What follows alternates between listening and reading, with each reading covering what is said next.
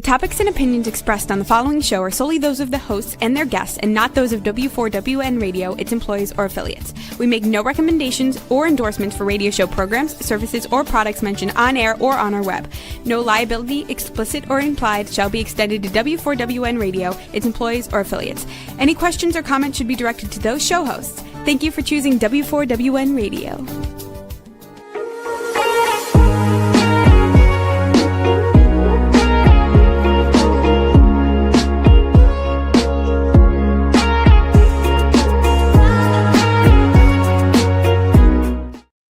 Hi, everybody, and welcome to Chasing Purpose. I'm your host, Kathleen Conner, and if this is your first time here today, I'm really glad you found your way in, and I hope you stay a while. If you've been here before, well, welcome back. We have a lot to talk about today. Last week I was sick, as you know, and I'm still fighting this little bit of a cold and cough. So if I break out in one, I hope that you can bear with me. I have my water next to me to make sure I can stay hydrated. So anyway, today we're talking about something that most everybody experiences and most no one ever admits to. And it's exhausting. It's how we make decisions. It's that stretch of time when you're standing there with all of the tools that we have and even some fun ones that we even pick up at toy stores, such as Crazy Eights and Rochambeau and Heads and Tails of a Coin, to try to help us make decisions, to look at viable options that we may have. We may have a decision to make, whether to stay or go in a relationship, whether to stay or go in a job. Those are things that we have to decide on. And we often try to gather data and facts and opinions and personal opinions from people that we love and we care about and people we work with that really just delay and procrastinate our decision-making process. So sometimes we just have to take that crazy 8-ball and toss it around with whatever question we have. So sometimes it is taking that 8-ball and saying, do I really want to stay with this job? And what's the consequence if I do? And the hardest part is that people believe that the hardest decision is choosing the decision. It's really not. Imagine that you're just kind of fixing and choosing between either this, A or B, or Z or D, type things, and what direction to pick in a decision.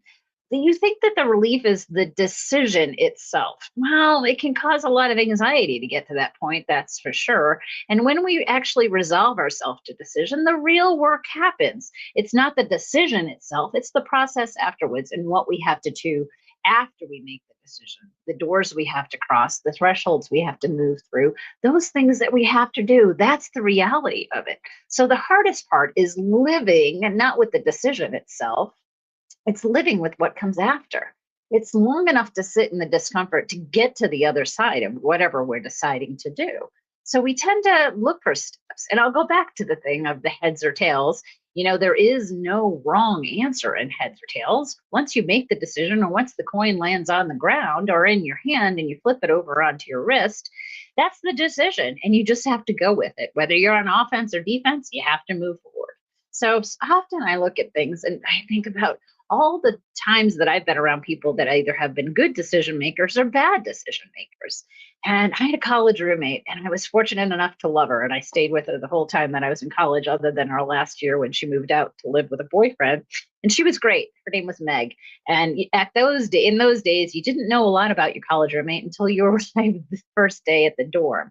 And Meg and I had a lot in common as far as where we grew up and how we were raised. We were both a big family, as I was one of 7 and she was one of 8. So we had a lot of fun and a lot of noise in our lives.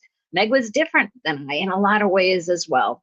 She was a scientist. I was not. She loved everything that had to do with beakers and labs and lab coats. And I often called her Beaker because of the character on the Muppets that we were raised with. And she always either had her safety glasses on or most of the time was looking for them. I loved that about her. She was unorganized, but yet very, very focused on the science of things. And she loved that. She was going to be a marine biologist, and she wanted to live in a remote part of the main border of Canada to do her research and her work there. And she was very much an introvert, and I was very much an extrovert. So we pulled that out of each other, and we learned a lot with each other. But one of the things that Meg taught me, and I learned it after we went to college, was that she wasn't always the best at making decisions. Everything kind of fell onto me, whether it was because of my personality or just driving to move or to get something done. And it could be anything. It could be what we were eating that night, where we were studying, what party we were going to, what we were drinking, whether we would stay in or go out, those types of things, whose car we would drive, what clothes we would wear, movie we were going to choose, and those types of things. We ended up always coming to some kind of solution, mostly because of me, but Meg often always gave me the I don't knows. And that drove me crazy at the time. And when it first started to happen, it drove me even more crazy because I wasn't used to her and I wasn't used to her patterns. Through the years, though, I got to know her and I got to know what drove those things. And it wasn't that she couldn't make a decision. She just really didn't want to disappoint people. She didn't want to disappoint me, and she didn't want to make the wrong decision. So whenever it was pizza, Chinese, or anything else that we had to choose from, she always gave me the shrug of the shoulders. I don't know. I don't care. You choose. And so I did. And when the food arrived or wherever we went and whatever we did for activities that night or wherever we studied, she went along with it. But afterwards or during the time, she was like, oh, I don't really enjoy this. I don't really enjoy the food. This isn't what I wanted to do tonight. This isn't where I wanted to be. And so we got talking about why those things were so hard for her to say. And it was because, one, she was in a big family, and so was I. And acknowledgement and having a voice in a big family was often tough. And being the youngest, the both of us were. And she was much more introverted than I was. So that was also a double edge for her as well. But it was often about just not having the courage to make the decision, and that it would be wrong if she chose the wrong thing and people would be disappointed. And I realize now through my studies and through my clients and talking about decision making and how people make decisions and their lack of decisions, that it's not about the right decision. It's about making a decision and making it right for us. And I think that's so important. I heard that quote and I thought it was so powerful. So again, it's not about making the right decision. It's about making the decision right for us. And I thought it was so powerful. So let's stick with that. So time in making decision makes you pause and evaluate the circumstances, that's for sure. And Meg often made me realize that it was okay to gather facts, be the scientists, weigh the options, make sure that the formula came out correctly and not rush through things, and make sure that people and facts were always there. But I also realized with living with Meg as long as I did and experiencing her and her quirkiness and as well as mine as through the time we spent together, that I wanted to make sure that when I had a child, that I wanted him or her at the time when I was pregnant to be a good decision maker. And I thought about what would it take to be a good decision maker. And I took classes, of course, as a professional, as an executive. We all take classes. We go to certain certifications and certain leadership classes and those types of things. And one of the things I learned through my professional career prior to my coaching profession now was that there were only three things that I personally needed to make a decision in professional decision, and that was time, money, and people. And so I often weighed those things. Whenever I have to make a decision, it was how much time is it going to take me? So I evaluated that. I evaluated how much money it was going to take me and in what the cost of the decision or not making the decision was. And I also weighed the fact of people. Did I need others to help with the decision or to move the decision or to help me progress around whatever decision I made? So those were things that I looked for. And when I was pregnant with my son, I took a parenting class, and I've talked about that before. And one of the things they talked about with kids is that when you want them to make decisions, and I wanted my son to be a great decision maker, and thank goodness he is. He's only 13, but he knows how to make decisions, and he seems to have a great head on his shoulders. So I'm proud of him for this. But one of the things that I taught him through the parenting class was that it was important as a parent, when we gave children options to make a decision, that we only gave them two, or we limited the options for them. So when my son wanted to have dinner, and some parents just give them the menu and say, what do you want? or have the options at the house and say, what do you want for dinner? And the child says, I don't know, I don't care, I don't have a preference, those types of things. It would be frustrating. And it is frustrating, whether it's a roommate or a child or someone or a coworker or someone you deal with on a regular basis or not. So the part of the teaching in the parenting class was that you only give your children two options, and those options are ones that you're happy with either one that they choose from. So I would say to my son,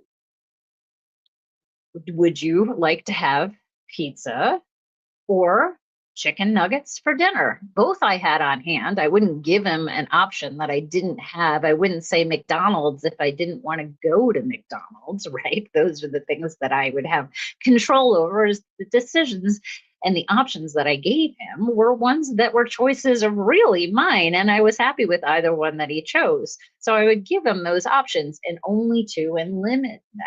So I would say, for example, do you want pizza or chicken nuggets? And he would decide between the two. Therefore, I was happy with the results that he chose, and he was happy with the dinner that he chose. And the same thing with bedtime or anything. I would say, now you can go to bed in 10 minutes or you can go to bed now. The outcome was something I was happy about, but it gave him the control and the independence, no matter how young he was pretty young in those days, that he would feel as though he had a stake in the game. And he would say, I want 10 more minutes. Very rarely did he say he wanted to go to bed now, but if he chose that, I was happy with that, or the 10 minutes, the pizza or the nuggets. Those were things that were important to me and to him, was to make sure that I gave him the tools to be a good decision maker, so that when he had life choices, roommates, partners, business associates, colleagues, that he wasn't the one in the room shrugging his shoulders saying, I don't know, I don't care, because I knew that he did know, and I knew that he did care, just like Meg did. Just like a lot of times when I chose Chinese over pizza and she wanted pizza, she was disappointed when Chinese came to the door or when we went to get it picked up. So those were things that she and I worked through, and that was her personality. She didn't want to make decisions that disappointed me. And Meg was often, she was different from me in a lot of ways, where she was often someone who was happy to come along, get along, if that makes sense. She wasn't the leader of the pack. She wasn't the social person of our group or of our house. It was me or someone else in the group that often led.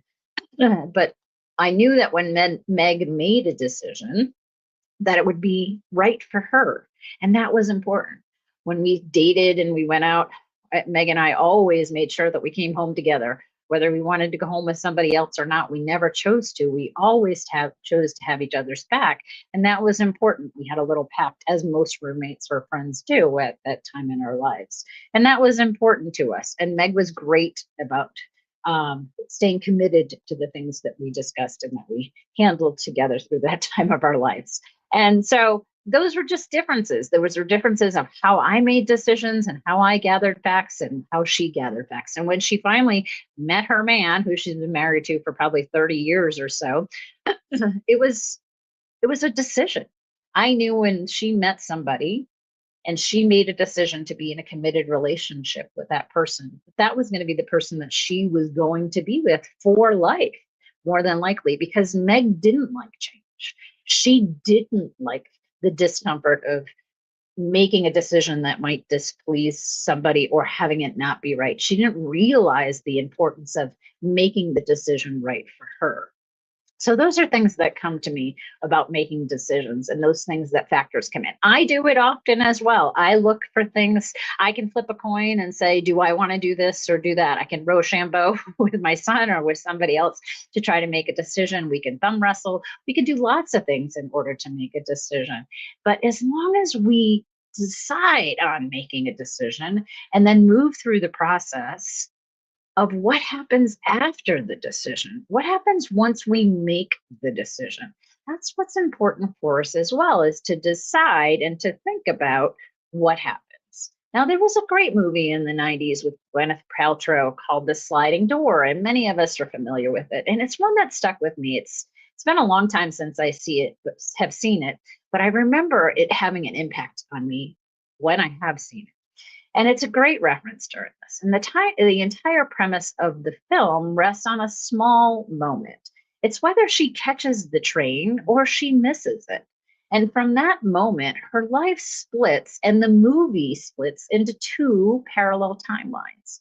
One version of the story, she arrives at home earlier, discovers betrayal immediately, and pivots her life sooner than the other. She misses the train, arrives later, and the revelation unfolds more gradually as the viewers, and we're given as viewers, we see the advantage and the vantage point of seeing both timelines and what happens when the sliding door comes and we walk through it or it doesn't come. That was such an impactful movie. I thought it was just one of those great, well-written movies, well acted. I mean, it didn't win an Academy Award or any of those types of things. It wasn't acclaimed, but it was so thought-provoking for me. And I often use it, not every day, but every once in a while, as an example of what would happen if you chose differently. And if the timing changes and our awareness changes and the confidence and the opportunity in growth changes that come from each decision. So we look for those options about which version of our lives seems stronger. Which one of those lives, the train, is more fulfilling? And that movie is I wish that we could have that moment for ourselves, that we could just see both futures and both visions of our lives as we would have that opportunity to say, what happens if? And we have it played out in front of us as the movie did. What makes that movie so powerful is not the decision itself, it's the perspective that we're given, that we get to compare and have hindsight simultaneously. We do not have that in real life. We do not have the split screen, the picture in picture ideal situation where we can see if we choose A, this happens, and if we choose B, this happens, and we get to watch our lives play out. We don't get that. In real life, we never, ever get that split screen. We never get to observe the version of ourselves of who we choose after the decision and what decision we would choose differently if we did. So we don't get to have the advantage of the timeline. We don't get to see it unfold in a script, in a movie. We get to watch it unfold randomly on any given day of whatever decision we make. We get to experience the unexpected setbacks, the disappointment of people, the emotions of not only ourselves, but others, our reactions as well as theirs. We get to see what happens in real time. And that's what sounds scary. And that's what can be scary, is the unknown. But really, do you really want to know what happens?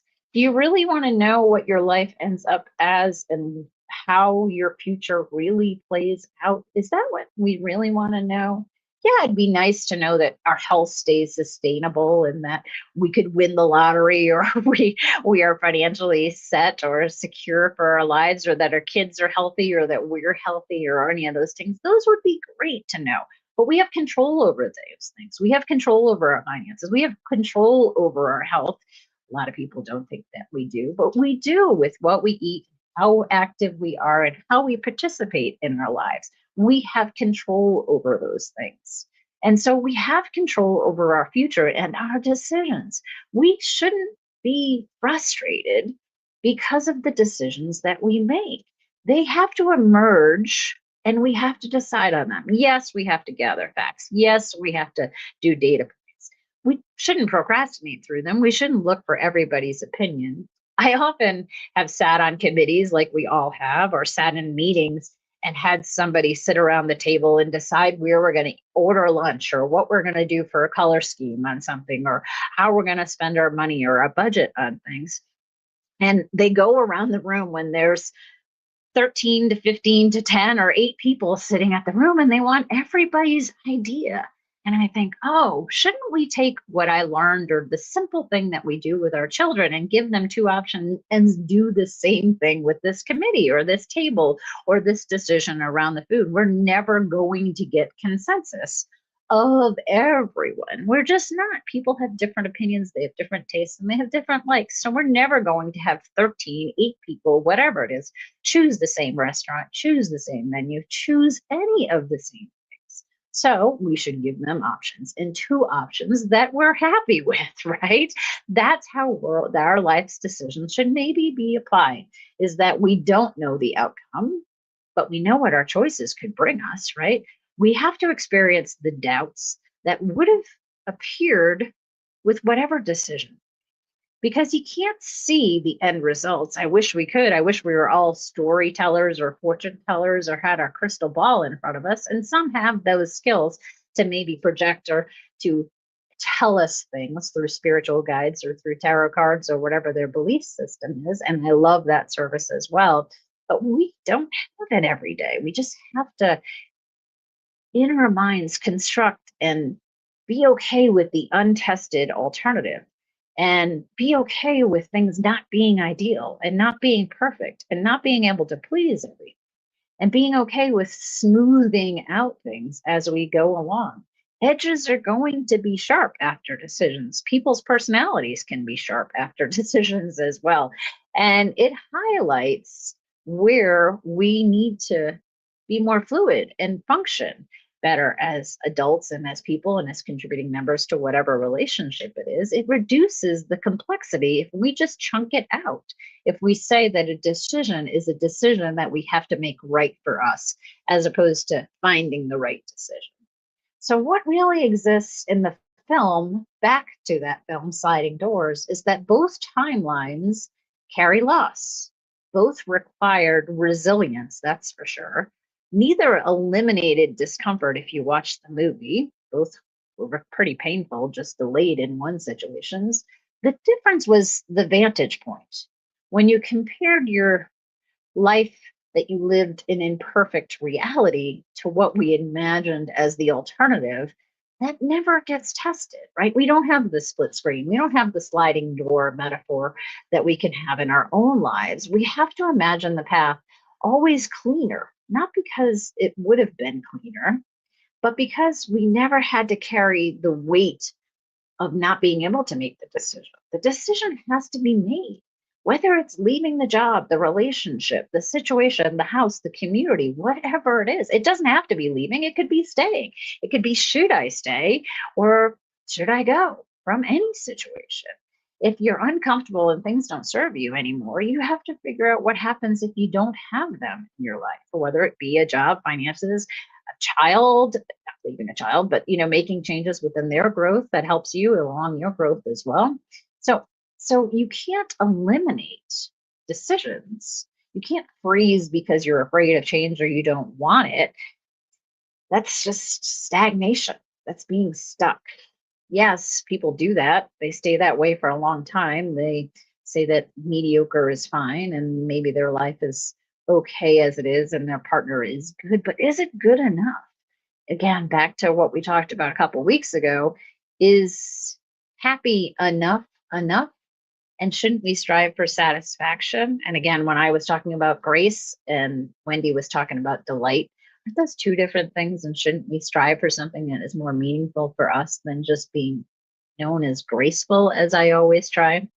So it reminds us in the movie that we can try to compare what our life would be like after a decision, after that reality happens, A or B, but we can't just be frozen in just that vision of it. We have to move forward into that vision. We have to move forward into one of those options, because the comparison of them, the sliding door, like the movie, it's fictional.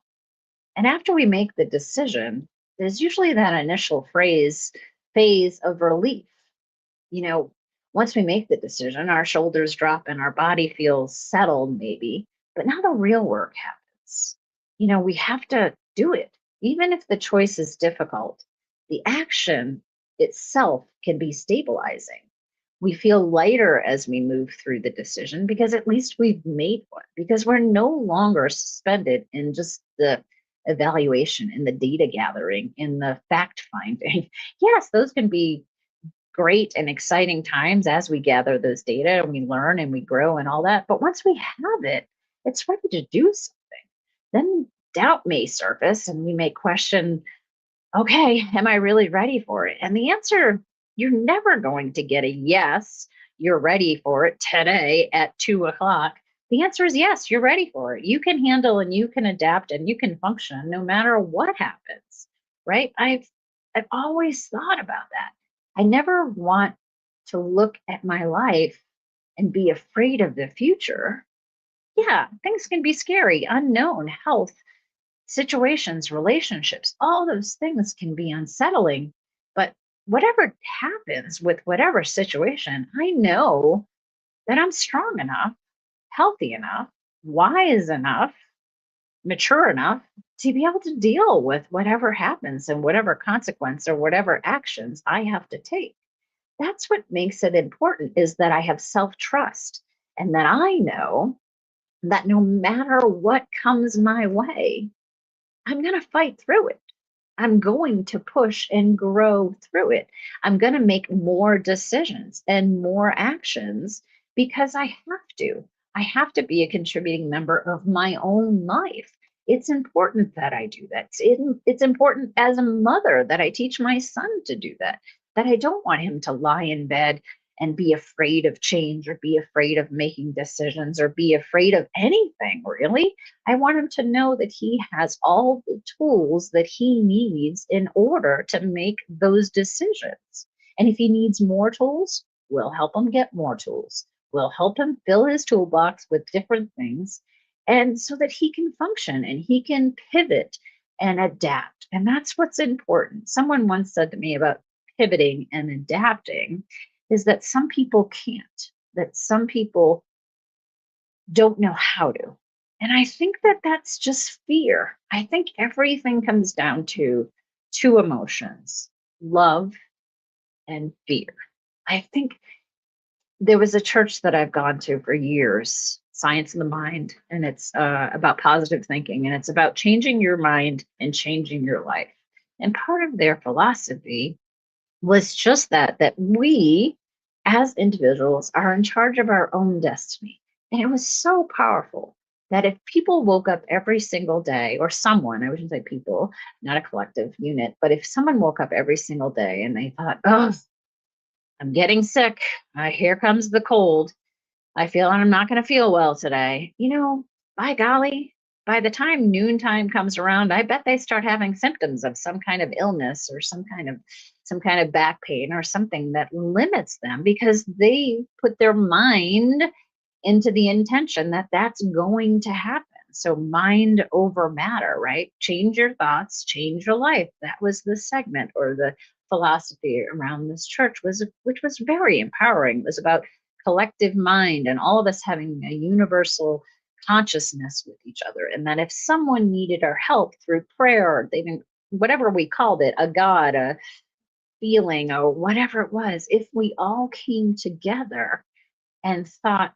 positively about the situation, then positive things would occur because we're all putting the right energy into it, right? People in my life have often said that I'm the hopeful optimist. And I hope that that's true, because I always want to look at things as though things are on the bright side of things. I mean, if you go through life thinking that everything is doom and gloom, by golly, they're going to be doom and gloom. You're going to find doom and gloom in everything. I have friends that often, one friend that they don't like their birthday. They don't even like to talk about it. They want it to go by without anybody acknowledging it. And I think, what a shame, what a missed opportunity to really let somebody shine on them. And I go overboard on their birthday, because not because they don't want to, but because I think any life worth living is a life worth celebrating.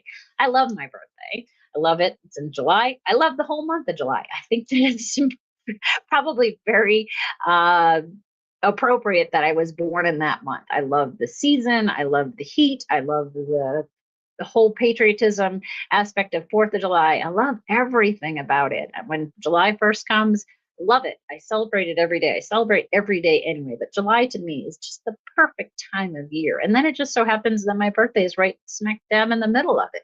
And that makes it even more powerful. I don't need a big celebration. I don't need a big party. I don't even need acknowledgement on my birthday other than from me, that I know that I'm so happy to be part of this world and part of this life, part of my son's life, and part of being a contributing member to everything around me. Right? That's what's important, is that we try to make decisions every day of how we can contribute and how we can evolve and grow. And I have clients that are very resistant to change, very stubborn, and they often use that as an excuse that I don't like to change. I don't want to change. I'm afraid of change. Well, change is going to happen whether they want it or not. And in some form, it's going to happen. Whether they're resistant to growth or evolution, it's still going to come. It's still going to cycle back. We're going to have those aha moments continually, and those lessons continually coming at us every single moment, not daily or not every single second, but those moments are going to come to us and say, why do I keep meeting the same people? Why do I keep learning the same lessons? What do I have to get through every single day? Why is the car never running? Why is this always happening? Why is that always happening? Why can't I get ahead of things? It's because we're not moving through those situations in a different way. So they're always going to come at us, whether it be relationships or jobs or colleagues or friends, whatever it is, they're going to come at us in the same way until we change how we react to them and how we decide to self-respect and self-trust that we can do things differently. When they come at us and they want to try to start something, whether it be a new project, a new situation, possibly a new fight, whatever it is, a new topic that still brings up the same old feelings, until we change the way we react or don't react to it, it's always going to happen, right? Those things are always going to surface. So there are lots of things. I've used them as well. I've done Rochambeau. I kid my son all the time about making decisions around flipping a coin, heads or tails, eeny, meeny, miny, all of the things that we did as kids to do it. The crazy eight is perfect when we shake the ball and we ask a question: should I go? Should I leave this job? Should I leave this relationship? And the little triangle floats to the top and says, hazy answer, try again. And we shake it again, and it says something to the effect of, the answer is unclear, try again. It keeps giving us information that really tells us, through the crazy eight and all those mechanisms, that the decision is ours to make. It's not through some toy store purchase or those kinds of things, or activities such as flipping a coin. Yes, they can do those things. Flipping a coin is the easiest ones, because no matter what, there's only two options again: heads or tails. Which one do you want? Those are the things that we have to decide upon. And when the answer comes up and it's tails, then we're on defense, right? And that's what we do. Or we choose the side of the field instead of having the ball. Those are things that are important, but at least it's a decision. And those things, you might find yourself wondering, what would have happened if you had chosen differently? If you didn't have the option of heads or tails, and you just had the option of A or B, and instead of A, you chose B. You try to compare what B would bring you over what you have now, say C. So if I live in the world of C and I want to move to A or B, I have to gather those facts. I have to look at the current experience of C, figure out what happens if I choose A, and figure out what happens if I choose B. But I still have to gather facts, but then the decision is mine to make. I do it with care and compassion and kindness, of course, and with as much self-trust and self-respect and self-assurance that I possibly can, but with the understanding that I still need to adapt, pivot, and grow through every other thing that's going to happen once the decision's made, through every outcome that that brings, every visible success or challenge that comes from choosing, for example, A or B. I have to move through those things. And yeah, we're going to still have challenges. We're going to still have successes with those. We're going to be pleased some days with the decision we make, and we're going to be displeased with the decision that we make. We're going to be confident, and some days we're going to be afraid. All those things are growth. We don't just make a decision and not grow from it or with it. We have to grow with it. So again, the perfect thing to think about is that we're not trying to make the right decision. So powerful. We're not trying to make the right decision. We're trying to make the decision right for us.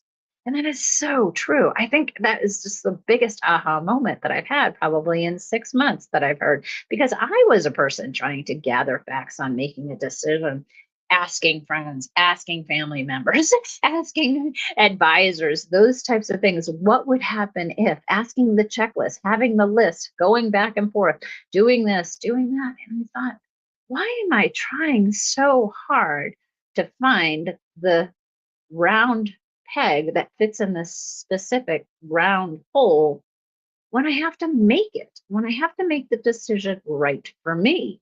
That's what was important. Was there was no clear answer. There's no clear answer on whether you're going to leave a job for another job, and that new job is going to give you everything you thought was possible plus more. No, you have to work at those things. You have to create that job to make it what you want it to be. You have to show up every day. You have to do the things that you need to do. You have to be responsible for the task and the job at hand. Just like in relationships, you can't look at those and say, well, the relationship I had with Meg 30 years ago or 35 years ago, that it still would work today. Sure, her and I are great. We love each other. We shared a lot of great memories over those 4 years and through the last 30 years, certainly. But we both have grown. I don't need to live with her every single day anymore. And in order to experience her life, we can pick up the phone and talk or text or just see each other over a certain time frame, over a weekend or over lunch, and just reconnect again. It's not something that just because it worked 20 years ago or 30 years ago or 30 days ago, that it's going to work now. I have clients often tell me about their relationships, and they often define their partners as good or nice.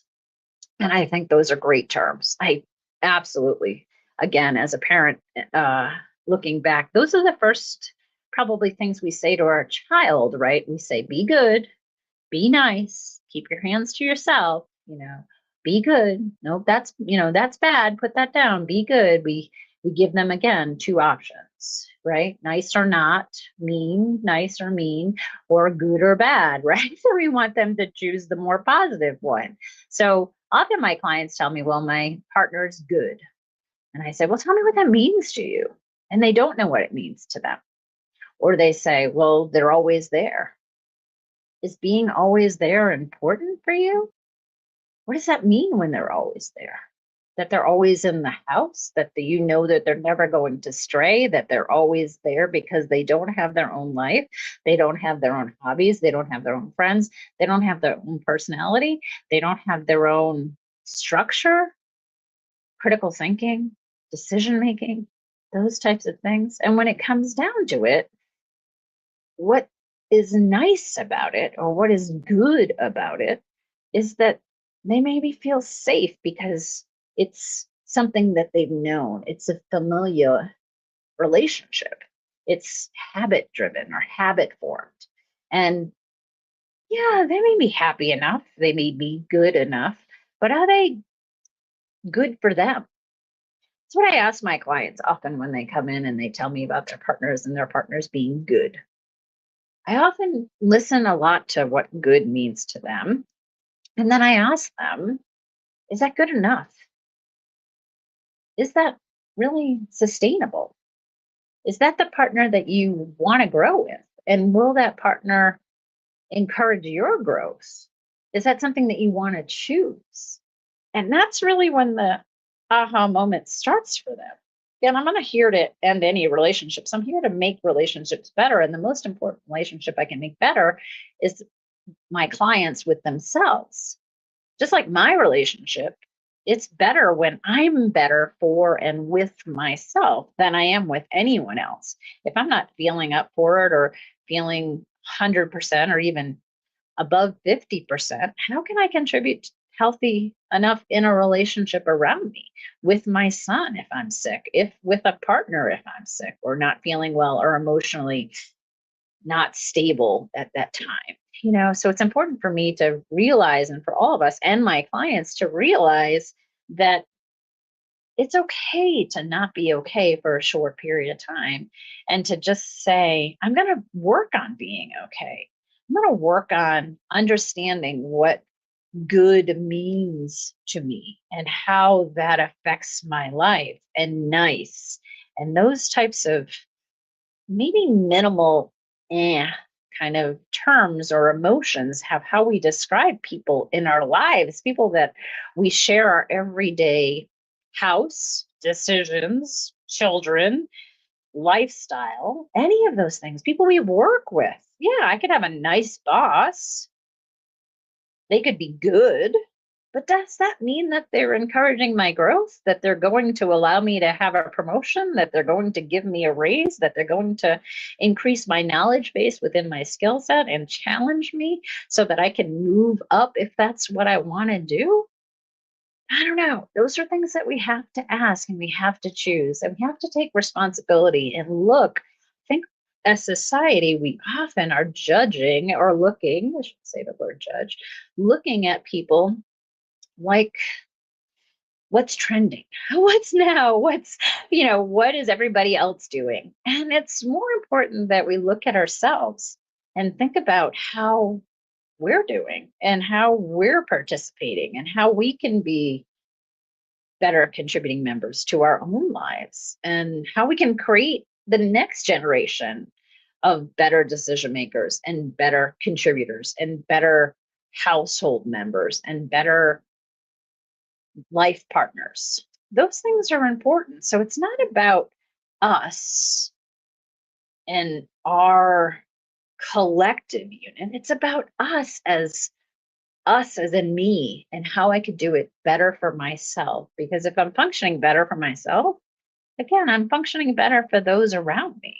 I can't be a good mom if I'm not 100% attentive to him, or if I'm not meeting his needs as he tells me he has them, or if I'm competing with something or trying to do 1,000 things, as we all try to do as moms and household and female corporate executives. And there's so much that we try to handle as life partners and as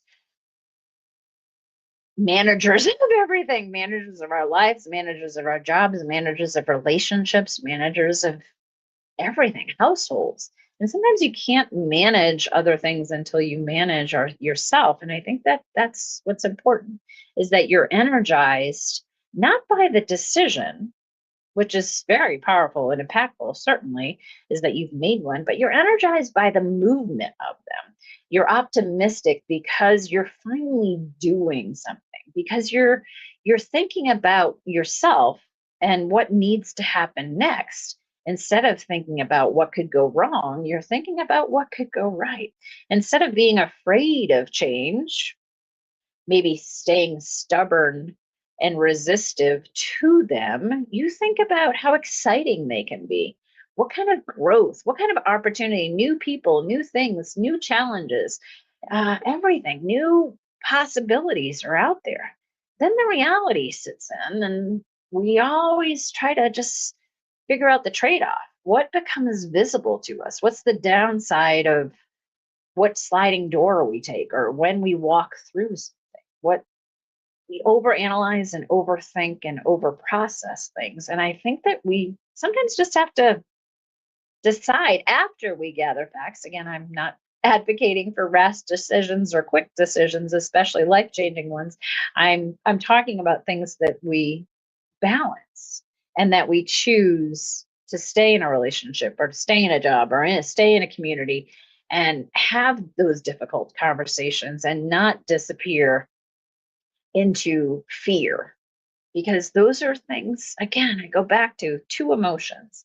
And if we all just really scrape away everything else, all the ego, all the stubbornness, all the anger, all the angst of everything, and we just look at things of why people and ourselves do things. Is it out of love or out of fear? And that really is the two things. Why are we deciding to, start a fight with somebody, ground our child instead of working through our problem, being angry with a coworker, not participating in a situation or in a relationship that we could be, trying to control or manipulate things? It's probably because we're afraid of things. It's probably because we're afraid to see ourselves in a different way, in a different light. And if we choose, and I choose, and you choose, and we choose together, how powerful that can be. We choose love as the emotion that we're going to make decisions with, then we're so prepared to launch into something new, something uncertain that doesn't always have the direct outcome, but at least it can be fulfilling, and we can do it with confidence and with purpose, and we can do it with a choice that requires energy and stamina and critical thinking and joy and delight, as Wendy would say. And we don't have to do a decision or move through doors or gates or whatever the term is of the time with panic or discomfort or with unsteadiness. Even if we don't know the outcome, we can still choose to assume that no matter what comes at us, with confidence, we can face it, and we can face it with love and with presence and with perseverance and resilience and with the utmost respect and grace of ourselves and with others and with alignment. And it's okay to be uncomfortable. It's okay to disappoint people and to, more importantly, not react to their reaction. That's the most powerful thing that we can do. One of them, anyway, is just have an honest evaluation of how we're progressing with people around us and with people through love instead of fear. And when we watch somebody that we love react with fear, that we don't match their fear. We don't match their fear with more fear. That just is like a brush fire starting to be a forest fire. That's just uh, dangerous, put it that way, when we add to the fear of someone else with our own fear. But if we add with love, if we temper down and damper down their fear with love, with reassurance, with confidence and support, with care and compassion, that whatever they're afraid of, even if it's our change, that we're going to be okay, and so are they. That yes, there may be some discomfort of changing a job, a community, a relationship, a church, a circle of support. Yes, those things may create some discomfort and some fear. But if we look at them and guide ourselves with love, we'll be so much better off. And those are things that if we go to our child and we say, I understand you're afraid, but we're going to work through this together. and we're going to work through it with love, and we're going to be here together to make sure that you have all the tools that you need, just like I have all the tools that I need. We're going to push through this, and we're going to get through it stronger and with a lot more love. And that's what we can do with any relationship, whether we're changing a job and we can leave and burn a bridge, certainly when we leave a job and never talk to anybody after we leave and hold a grudge, or we can keep in touch with those people, network, still inspire them and inspire their growth. And so those are important things. So think about decision making, and I'll leave you with this again, because again, I think it's so powerful. It's about making decisions that are right for us instead of the right decision. So I'll leave you with that today. So thank you very much for showing up here today for yourself. And I appreciate your listening. Of course, I thank you for it. And until next time, I hope you keep chasing your purpose. I appreciate you very much.